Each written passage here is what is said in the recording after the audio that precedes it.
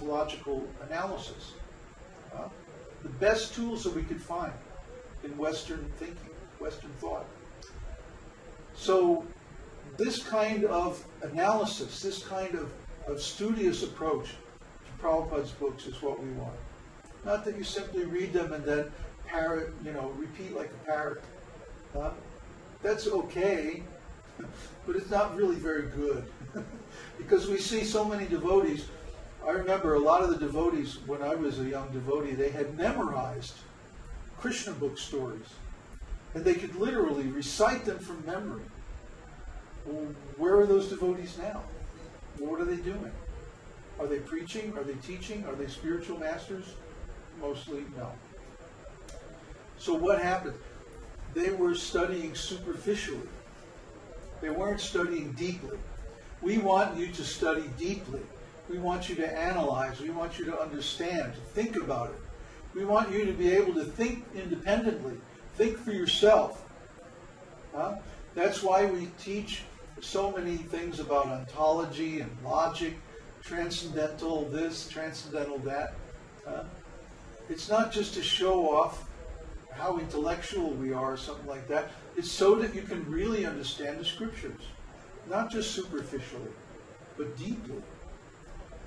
Then think for yourself and understand these things properly, and then you can really serve Krishna.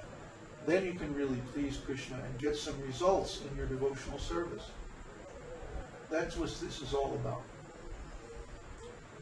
So, I've been talking for a long time now. You must have some questions. Uddhava was remarking that another interesting thing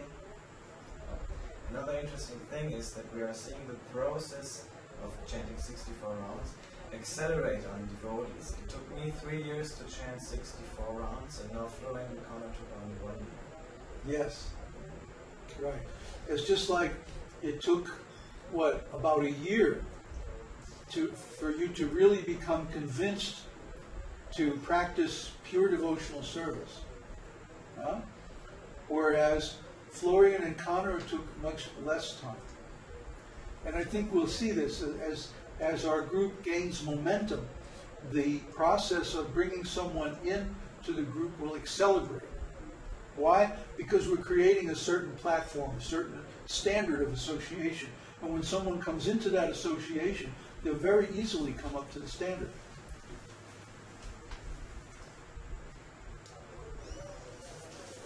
The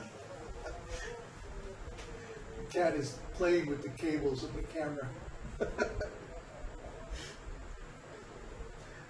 I think she's cute, but I wouldn't think she's so cute if she knocked the camera over.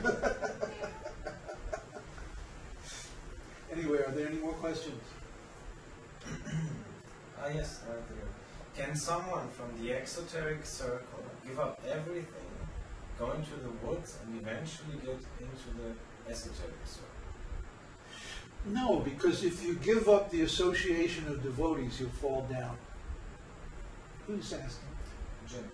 Who? Jim Benson. Jim Benson. You can't give up everything. What does it mean to give up something? In our language, it means to engage it in the service of the Lord. So we don't exactly just give up. That's artificial. That leaves us without engagement. And that's very dangerous. An idle mind is a devil's workshop. It's an old saying. So we don't try to give up things. We try to engage things in Krishna's service. That's real renunciation. Real renunciation doesn't mean that we give things up. That's impersonalism. The impersonalists like to say, well, real self-realization means we give up all activities. We don't do anything. We just sit around and think we're advanced. But actual renunciation is when we take the results of our karma and we offer them to the Lord in devotional service. If I have some money, I engage that money in devotional service. If I have some talent, I engage the talent in devotional service. If I have some energy, I engage that energy in devotional service. You see? Just like now, I'm engaging my speaking activities in devotional service. I like to talk about philosophy. So instead of talking about some dry, mundane, material philosophy, I talk about Krishna conscious philosophy. That's engaging. I don't give up speaking. The impersonalists say that when you give up speaking, you become silent, mona. And that's self-realization. No. When the scriptures say that the devotees become silent, what it means is that they only talk about Krishna. Yeah, they don't speak any nonsense. But you see, the impersonalists, they're speaking about material science and charity work and politics and so many other things, because they can't remain on that platform, that artificial platform of just giving everything up. So they descend back to the material platform because they don't have any other kind of activities. They get bored. It's boring just sitting around doing nothing. Try it sometime. So if a person, so-called, gives up everything and just goes to the woods and chants, without becoming prepared, without going through being a Madhyamadikari, if you try to jump from Kanishta, from the exoteric circle to the esoteric circle, you'll just fall down.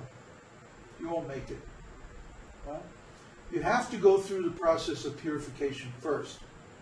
Then when you're qualified, you can do so. I went to Hawaii all alone because I couldn't find anybody else to work with.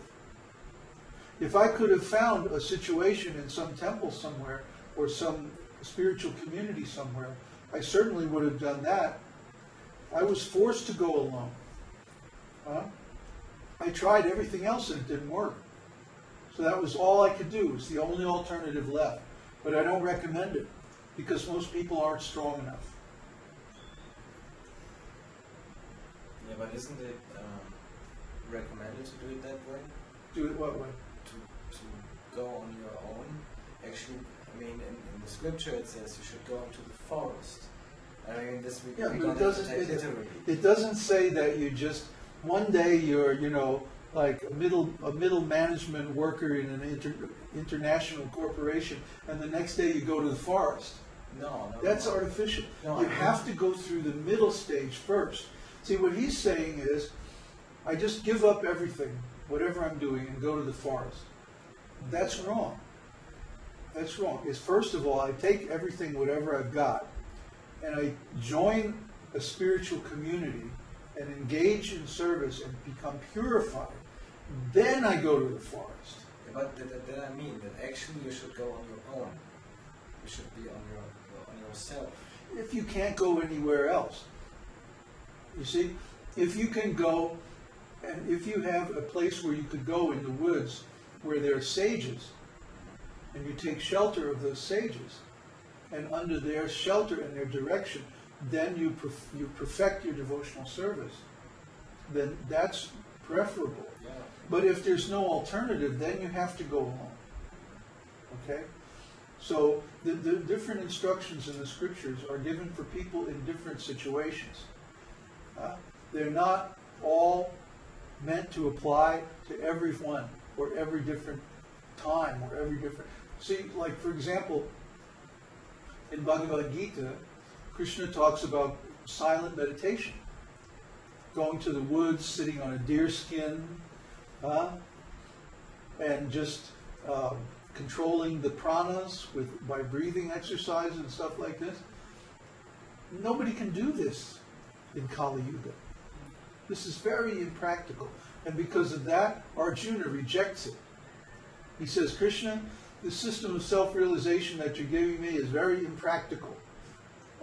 Because it requires controlling the mind. And my experience is that my mind is all over the universe. So it seems easier to control the wind than to control the mind like that. I can't do that, Krishna. Nobody can do that. Give me some other way. And so Krishna goes on to describe devotional service. You see? This idea of giving up everything, going to the woods, this is like a jnani, the path of jnana. Jnana means silent meditation leading to transcendental knowledge. So on that path, you just give up everything. You stop all activities. You become dull and silent and inert. But nobody can do that. Huh? Come on, be honest. You can't do that. If you could do it, then you would do it now. You wouldn't have to ask me. No, I'm not going to tell you to do that, because that would lead to failure. And then you would blame me because I said you should do that. Huh? No, I'm not going to fall for that. No. What works is you get into association of pure souls, and you follow the ways of devotional service, and you engage all of your energy, all of your activities, all of your resources, all of your possessions in devotional service for a long time. Years.